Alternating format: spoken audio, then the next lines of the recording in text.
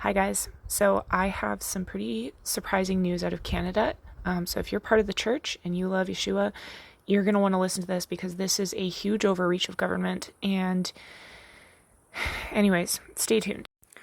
So this email showed up in my inbox, and let me just read it through. So it's a message that says, "To our family and friends, an open letter to the Church of Canada. Hello, my name is Art Lucier. I am a local church pastor in Kelowna, BC, and also founder of a prayer and revival movement called the Battle for Canada and a 24/7 prayer room called the Canadian Firewall, which my family has been involved with this for quite some time.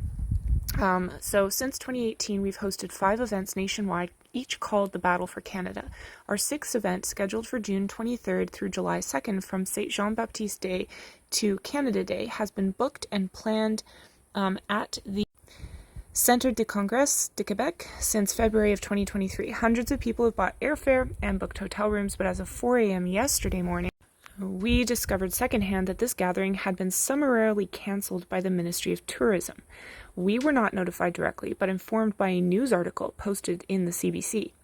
From the beginning, we have made it our endeavor to obey the Apostle Paul, who, in writing to his young colleague Timothy, said in 1 Timothy 1:1-2, "First of all, I urge that supplications, prayers, intercessions, and thanksgivings be made for all people, for kings and all who are in high positions, that we may lead a peaceful and quiet life, godly and dignified in every way."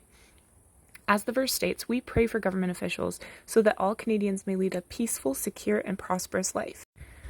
Our desire has been to see God bless Canada and to return our land to its historic sense of mission, justice, and prosperity as a servant leader among the nations of the earth. From our indisputably Judeo-Christian roots, both our Constitution and the Charter of Rights and Freedoms guarantees liberty of expression to all of us as equally privileged citizens among the free market of ideas. Ironically, it is decisively Judeo-Christian values that have secured these freedoms for all Canadians in the past, making our nation the envy of the world, admired by all. Hostility to an assembly of peace-loving, prayerful Christians is therefore doubly disturbing.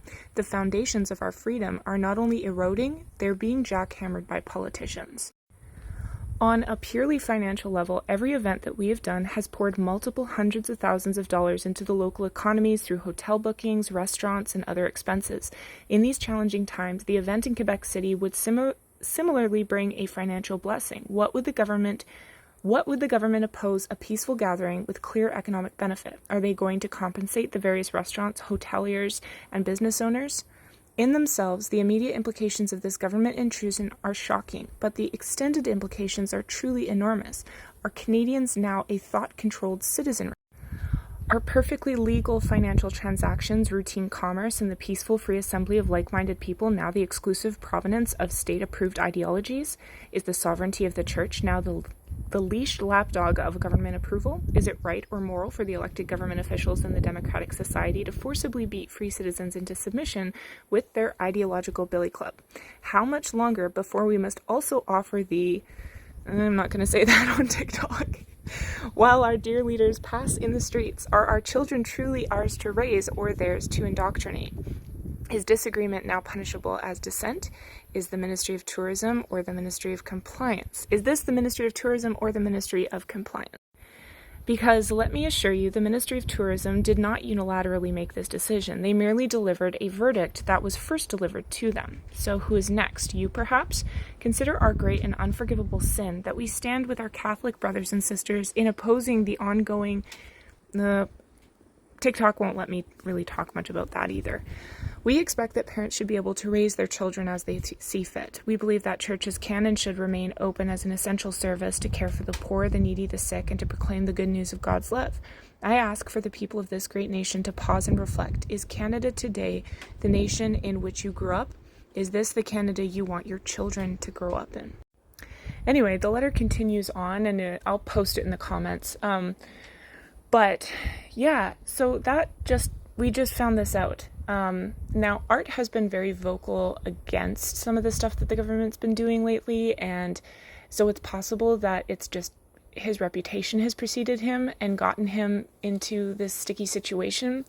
But the fact that the Ministry of Tourism canceled a genuinely beautiful event of Christians gathering together to pray, to uplift Canada,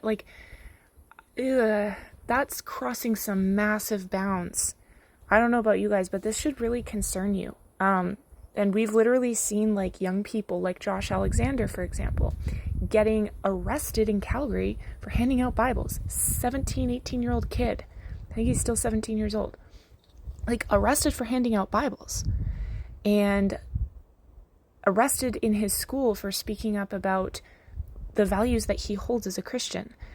This stuff is absolutely crazy, and it's happening in Canada, it's happening in the United States, and it's only a matter of time before this becomes a global phenomenon, and Christians begin to, or anybody who holds strong conservative values, begins to actually lose freedoms that we fought for. Our grandparents fought for them. Our parents fought for them. We fought for them. I don't know. Anyways, I wanted to share this with you guys. Definitely pray for Canada. And I don't know if this event is going to, if there's going to be a change of mind in the heart of the government. We can pray, right? But this definitely is a dark turn for the Canadian church. So anyways, wanted to bring you guys up to date. I will see you in the comment section.